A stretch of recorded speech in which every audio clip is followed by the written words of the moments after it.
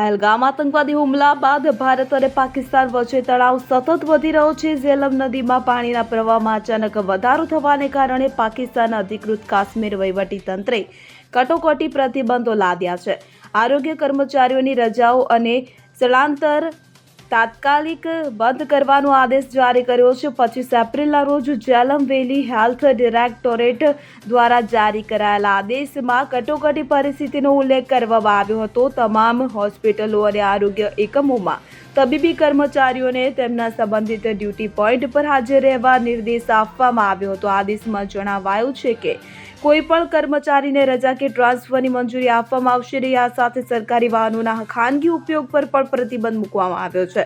પાકિસ્તાન અધિકૃત કાશ્મીર વહીવટીતંત્રે અચાનક આ પગલું ભર્યું છે, જે ભારતની કાર્યવાહી બાદ પાકિસ્તાનમાં ફેલાયેલા ગભરાટના સંકેત તરીકે જોઈ શકાય છે. ભારતીય સુરક્ષા એજન્સીઓએ પણ આ કટોકટીના આદેશને ગંભીરતાથી લીધો છે. Bureau report CN24 news. હવે જુઓ દેશ દુનિયાની તમામ ખબરો તમારી આંગળીના ટેરવે. ઉઠાવો મોબાઈલ અને Google Play Store પરથી ડાઉનલોડ કરો અમારી CN24 ન્યૂઝ મોબાઈલ એપ.